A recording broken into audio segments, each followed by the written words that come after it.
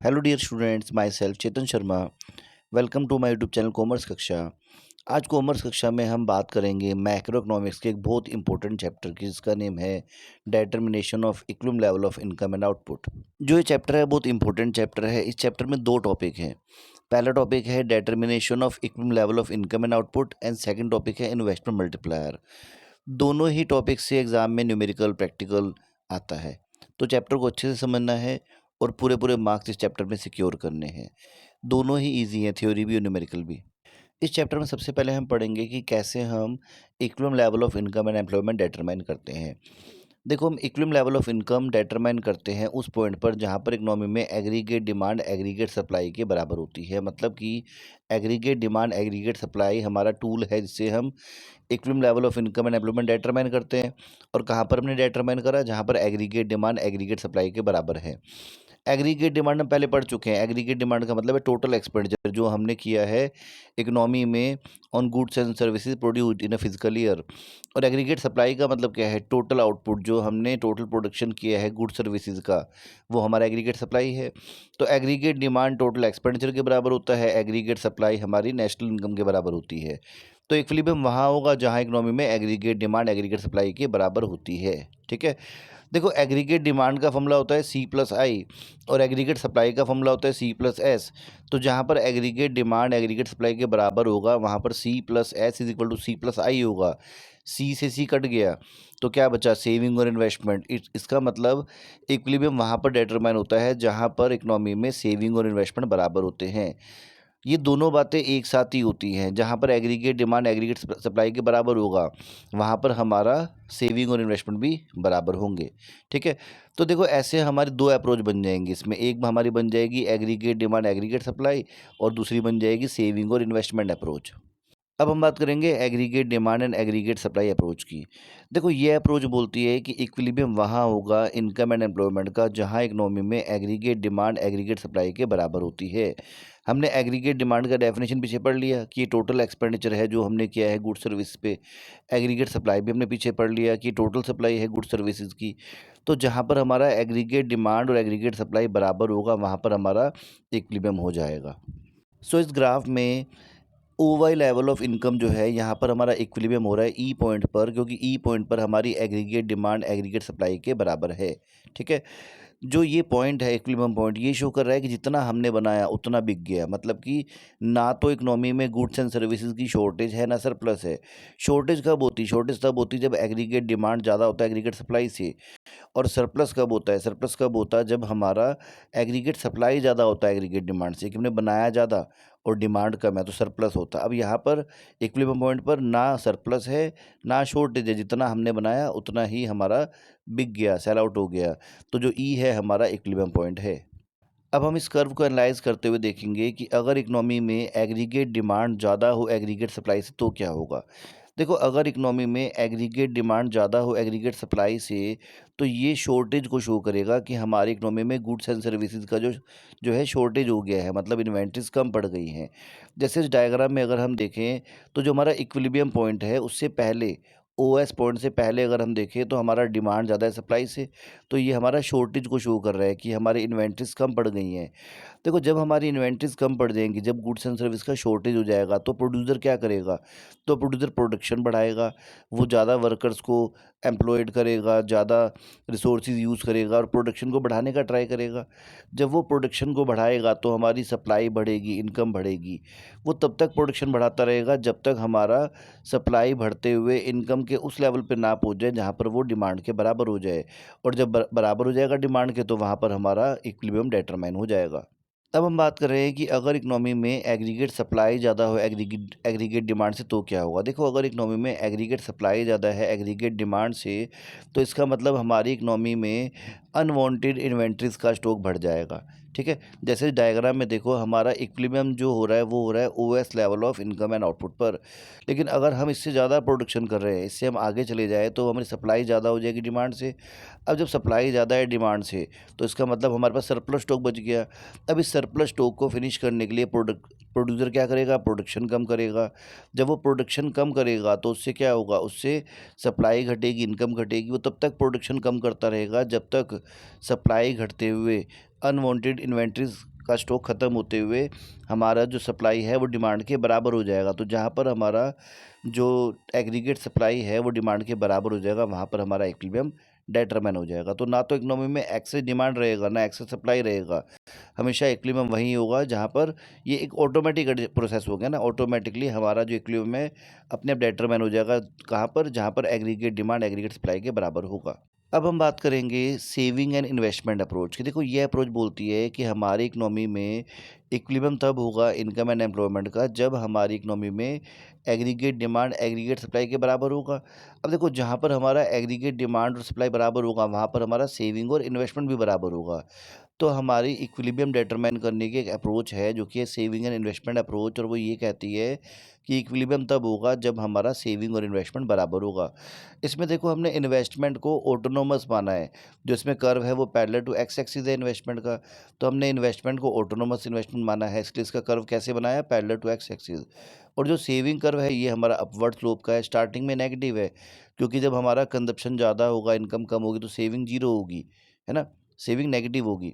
जब इनकम और कंजप्शन बराबर होगा तो सेविंग जीरो होगी, और जब हमारा कंजप्शन कम होगा और इनकम ज़्यादा होगी तो हमारी सेविंग बढ़ने लग जाएगी।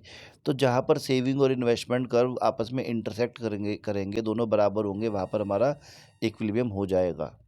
अगर इकोनॉमी में सेविंग और इन्वेस्टमेंट बराबर है तो वहाँ पे हमारा इक्विलिब्रियम हो जाएगा, लेकिन अगर ये बराबर नहीं है तो क्या होगा? तो हमारा रीएडजस्टमेंट का प्रोसेस होगा। जैसे हमने एग्रीगेट डिमांड एग्रीगेट सप्लाई में देखा वैसे ही।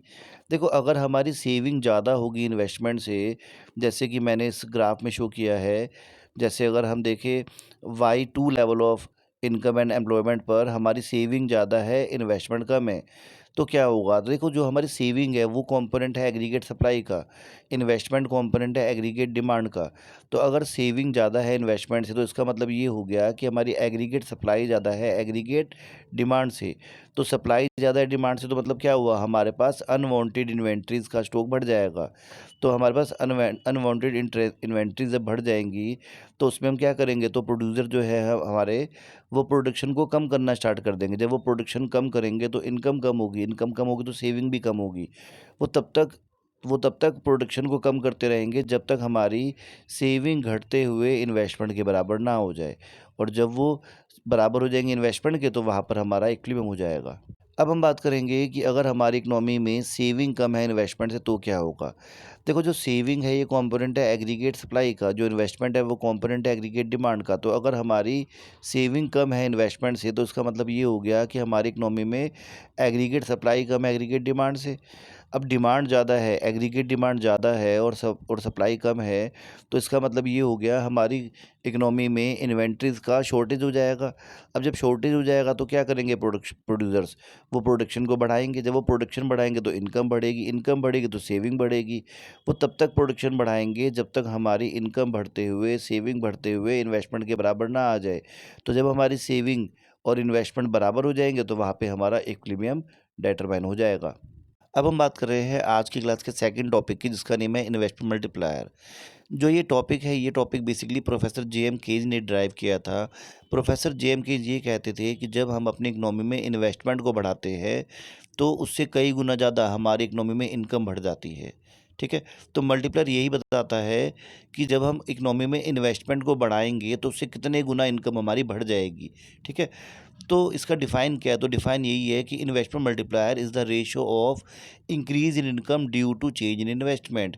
ठीक है, तो मल्टीप्लायर हमें बताता है कि जब हम इकोनॉमी में इन्वेस्टमेंट को बढ़ाते हैं तो कितने गुना हमारी जो नेशनल इनकम है वो बढ़ जाती है।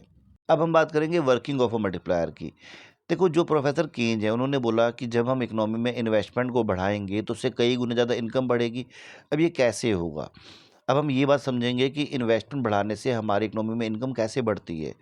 अब देखो इस टॉपिक को समझने के लिए हम इसमें एक बात समझेंगे कि जो एक पर्सन का एक्सपेंडिचर होता है वो दूसरे पर्सन की इनकम होती है। कि अगर आपने मानो वेजिटेबल परचेज़ किया तो आपने उसको मनी दी तो आपका वो एक्सपेंडिचर और उसका वो इनकम है। इस प्रोसेस को हम समझने के लिए हम लेट करेंगे कि हमारी गवर्नमेंट ने मानो इकोनॉमी में 200 करोड़ का एक इन्वेस्टमेंट किया। मानो गवर्नमेंट ने एक रोड बनाने पे 200 करोड़ का इन्वेस्टमेंट किया। ठीक है, और मान लिया हमने कि एमपीसी हमारा 4/5 है, मतलब कि 80% हमारा एमपीसी है। ठीक है, हमने ये लेट कर लिया। अब देखो जब गवर्नमेंट 200 करोड़ का खर्चा करेगी रोड को बनाने में, तो जो गवर्नमेंट का एक खर्चा है वो फर्स्ट राउंड में लोगों की इनकम बन जाएगी। उसका जो 200 करोड़ है उसमें से कुछ पार्ट लेबरर्स को मिल जाएगा, कुछ पार्ट आर्किटेक्ट को मिलेगा, कुछ सीमेंट वाले को, कुछ सरिये वाले को। तो मतलब गवर्नमेंट ने जो 200 करोड़ रुपए खर्चे हैं वो गवर्नमेंट का खर्चा है, और वो कुछ लोगों की इनकम बन गई है ना। इनकम लोगों में डिवाइड हो गई ना, वो जैसे लेबरर को मिल गई, आर्किटेक्ट को, इंजीनियर को, ऐसे ना। तो क्या हुआ, गवर्नमेंट का खर्चा हुआ 200 करोड़ रुपए का, और लोगों की इनकम हुई 200 करोड़ की। अब जिनकी इनकम हुई 200 करोड़ की, वो क्या करेंगे, वो उससे खर्चा करेंगे। मानो एमपीसी 0.80 है, मतलब 80% है। तो जब लोगों को 200 करोड़ की एक्स्ट्रा इनकम हुई तो लोग उसका 80% मीन्स 160 करोड़ का एक्स्ट्रा कंजप्शन एक्सपेंडिचर कर लेंगे। ठीक है। अब जब वो 160 करोड़ का एक्स्ट्रा खर्चा करेंगे तो उनका खर्चा, और सेकंड राउंड में वो किसी और की इनकम बन जाएगी। अब जिसकी इनकम बन गई वो क्या करेगा, वो दोबारा उसका 80% आगे कंजप्शन एक्सपेंडिचर करेगा। तो 160 करोड़ का 80%, 128 करोड़ का वो आगे कंजप्शन एक्सपेंडिचर कर देंगे। अब थर्ड राउंड में क्या होगा, ऐसे ही चलता रहेगा ये, कि जो 128 करोड़ की इनकम हुई लोगों को, वो उसका 80% पार्ट आगे खर्च कर देंगे। 102 करोड़ रुपये वो स्पेंड कर देंगे। अब उनका खर्चा फोर्थ राउंड में किसी और की इनकम बन जाएगी। ऐसे प्रोसेस चलता रहेगा, और ऐसे ये प्रोसेस चलता रहेगा, और एंड में हम देखेंगे कि 200 करोड़ रुपए की इन्वेस्टमेंट करने से टोटल 1000 करोड़ की जो हमारी इनकम है वो जनरेट हो जाएगी। तो देखो, इस टेबल में वही सारी बात मैंने समझा रखी है, ये टेबल आपको बनाना है एग्ज़ाम में। तो देखो, वही है कि 200 करोड़ का हमने सबसे पहले इन्वेस्टमेंट किया, गवर्नमेंट ने इन्वेस्टमेंट किया रोड बनाने में। तो गवर्नमेंट का जो ये खर्चा है फर्स्ट राउंड में, देखो लोगों की 200 करोड़ की इनकम बन गई, 80% 180 का लोगों ने उससे कंजप्शन एक्सपेंडिचर किया, बाकी का जो है उन्होंने सेविंग कर लिया, 160 का कंजप्शन एक्सपेंडिचर, 40 का सेविंग। अब जो उनका खर्चा है थर्ड सेकंड राउंड में किसी की इनकम बन गई। अब जिसकी इनकम बनी 160 करोड़ की, उसका उन्होंने 80% 128 करोड़ रुपये कंजप्शन एक्सपेंडिचर कर दिया, बाकी 32 सेव कर दिया।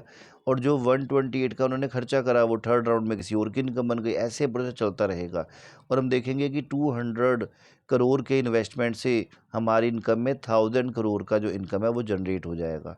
ठीक है। तो ये हमारा आंसर बना है इसमें ना, ये टेबल बना हमारा। तो देखो, मल्टीप्लायर का वैल्यू कितना आया, हमने ऊपर बात पढ़ी थी कि multiplier is the ratio of change in income to change in investment. तो हमारी इनकम कितनी बढ़ी, 1000 करोड़, और हमारा जो इन्वेस्टमेंट था वो कितना था, एक्स्ट्रा इन्वेस्टमेंट 200 का। तो 1000/200 हमारा 5 जो आ गया, वो आ गया मल्टीप्लायर का वैल्यू। मतलब ये 5 टाइम्स है, कि हमारी जितनी इन्वेस्टमेंट हमने करी उससे 5 टाइम्स, मतलब 5 गुना, मतलब 1000 रुपये की इनकम जनरेट हो गई। अब देखो, हमें एक बात समझनी है कि जैसे हमने 200 करोड़ का इन्वेस्टमेंट किया, उससे 1000 का इनकम कैसे जनरेट हुआ, मुझे कैसे पता चला कि 1000 रुपये का टोटल इनकम आएगा। अब ये पूरा टेबल तो मैंने शो नहीं किया है ना, बनाया नहीं, आप भी नहीं बनाओगे, तो 1000 कैसे आएगा, ये हम 1000 इतना एक्यूरेसी से कैसे लिख रहे हैं। अब देखो, इसके लिए हमें समझना पड़ेगा relation between multiplier and MPC. जो हमारा मल्टीप्लायर होता है, मल्टीप्लायर का जो वैल्यू है वो डिपेंड करता है एमपीसी पर। एमपीसी एंड मल्टीप्लायर में पॉजिटिव रिलेशन होता है, डायरेक्ट रिलेशन होता है। जितना ज़्यादा हमारा एमपीसी का वैल्यू होता है उतना ही ज़्यादा हमारा मल्टीप्लायर का वैल्यू भी होता है। जैसे मैंने जो ये ऊपर टेबल बनाया, इसमें मैंने एमपीसी को लेट किया था 0.80। तो अगर आप इसका जो फॉर्मूला है मल्टीप्लायर का 1/1 माइनस एमपीसी, इसमें अगर आप एमपीसी की जगह 0.80 पुट करोगे तो ये हो जाएगा 1/1 माइनस 0.80, मीन्स 1/0.20। पॉइंट हटा, एंड 1 को हमने डिवाइड करा 0.20 से, तो हमारा वैल्यू कितना आ जाएगा, 5 टाइम। तो हमें ये पता चल गया कि हमारा मल्टीपल का वैल्यू 5 टाइम है। तो अगर हम 200 करोड़ का इन्वेस्टमेंट करेंगे तो 5 टाइम मीन्स 1000 रुपये का हमारा टोटल इनकम जनरेट होगा। जब हमने टेबल बनाया था तो हमने एमपीसी को लेट किया था 0.80। अब देखो, अगर हम इसको पुट करें मल्टीप्लायर के फॉर्मूले में, k is equal to 1/1 minus MPC में, एमपीसी की जगह अगर हम 0.80 लिख दें तो ये हो गया k is equal to 1/1 minus 0.80, means 1/0.20। And 1/0.20 को सॉल्व करेंगे तो मल्टीप्लायर का वैल्यू हो जाएगा 5 टाइम। इसलिए हमने ऊपर जो टेबल बनाया था उसमें हमने देखा था कि 200 का इन्वेस्टमेंट किया, तो अगर एमपीसी 0.80 है तो हमारा मल्टीप्लाई का वैल्यू 5 टाइम आएगा, मतलब 5 गुना इनकम जनरेट हो जाएगी। तो 200 इंटू 5 मीन्स 1000 रुपये की इनकम जनरेट हो गई है। Relation between MPS and multiplier की। देखो एमपीएस और मल्टीप्लायर में नेगेटिव रिलेशन होता है। जब हमारा एमपीएस का वैल्यू ज़्यादा होता है तो मल्टीप्लायर का वैल्यू कम होता है, और जब एमपीएस का वैल्यू कम होता है तो मल्टीप्लायर का वैल्यू ज़्यादा होता है। ऐसा क्यों होता है? ऐसा होने का कारण ये है कि देखो, जब एमपीएस का वैल्यू ज़्यादा होता है तो इसका मतलब जो हम एडिशनल इनकम अर्न कर रहे हैं उससे हम ज़्यादा सेव कर रहे हैं। ज़्यादा सेव कर रहे हैं तो हम जो एडिशनल कंजप्शन एक्सपेंडिचर है वो कम कर रहे हैं। जब हम एक्सपेंडिचर कम करेंगे तो आगे लोगों की इनकम कम जनरेट होगी। इससे क्या होगा? मल्टीप्लायर का वैल्यू हमारा कम हो जाएगा, एंड वैसे ही हो जाएगा इसका वाइस वर्सा। अब हम बात कर रहे हैं minimum and maximum value of multiplier की। जो मल्टीप्लायर का वैल्यू है वो एमपीसी पे डिपेंड करता है। अगर एमपीसी का वैल्यू 1 होगा तो मल्टीप्लायर का वैल्यू इन्फिनिट होगा, और अगर एमपीसी का वैल्यू 0 होगा तो मल्टीप्लायर का वैल्यू 1 होगा। ऐसा क्यों होगा? देखो, अगर एमपीसी का वैल्यू 1 होगा तो होगा क्या कि जो हम एक्स्ट्रा पैसा कमाएंगे वो सारा एक्स्ट्रा पैसा हम कंजप्शन पे स्पेंड कर देंगे, सेविंग नहीं करेंगे। फॉर एग्जांपल, अगर अगर अगर 200 करोड़ का हमने एक्स्ट्रा इन्वेस्टमेंट किया, है ना? तो अगर हम उस टेबल के अकॉर्डिंग देखें, गवर्नमेंट ने 200 करोड़ का एक्स्ट्रा इन्वेस्टमेंट किया तो लोगों को 200 करोड़ की एक्स्ट्रा इनकम हुई। अब अगर हम एमपीसी को 1 मान रहे हैं तो लोग क्या करेंगे? पूरा का पूरा आगे कंजप्शन एक्सपेंडिचर कर देंगे, 200 करोड़ का एक्स्ट्रा सेविंग नहीं करेंगे। अब जब उन्होंने 200 करोड़ का एक्स्ट्रा कंजप्शन एक्सपेंडिचर किया तो सेकंड राउंड में 200 करोड़ की इनकम हुई। अब एमपीसी तो 1 है तो वो 200 करोड़ का पूरा आ गया एक्स्ट्रा कंजप्शन एक्सपेंडिचर करेंगे, फिर आगे दोबारा 200 की इनकम जनरेट होगी, दोबारा वो 200 का कंजप्शन एक्सपेंडिचर करेंगे। ऐसे एक नेवर एंडिंग प्रोसेस हो जाएगा, जिससे जो मल्टीप्लायर का वैल्यू है वो इन्फिनाइट बन जाएगा हमारा। और अगर एमपीसी का वैल्यू 0 है तो इसका मतलब ये हुआ कि जो लोग एक्स्ट्रा पैसा कमाएंगे वो सारा एक्स्ट्रा पैसा सेव कर लेंगे, एक्स्ट्रा कंजप्शन नहीं करेंगे। तो एक्स्ट्रा कंजप्शन आगे 0 हो जाएगा और आगे एक्स्ट्रा इनकम भी 0 हो जाएगी। तो यहाँ पर अगर 200 का एक्स्ट्रा इन्वेस्टमेंट हुआ तो उससे ओनली 200 का ही एक्स्ट्रा इनकम जनरेट हुआ। तो 200/200 मल्टीप्लायर का वैल्यू 1 आ गया। ठीक है? तो ऐसे हमारा मल्टीप्लायर का मैक्सिमम वैल्यू इन्फिनाइट है, एंड जो हमारा इसका मिनिमम वैल्यू है वो 1 है। सो स्टूडेंट्स, यहाँ पर हमारा चैप्टर फिनिश होता है। चैप्टर बहुत इजी है, बहुत इंपॉर्टेंट है एग्जाम में। इस चैप्टर में से थ्योरी भी आएगी, न्यूमेरिकल भी आएगा। न्यूमेरिकल की वीडियो मैं आपके जल्दी ही शेयर करूँगा। ठीक है? चैप्टर को प्रिपेयर करना है अच्छे से। अगर आपको कोई चैप्टर में डाउट आता है तो मेरे को मेरी मेल आईडी पे मेल कर सकते हैं। अगर आपको वीडियो पसंद आई तो वीडियो को लाइक, चैनल को सब्सक्राइब एंड कमेंट जरूर कीजिएगा। Thank you for watching this video.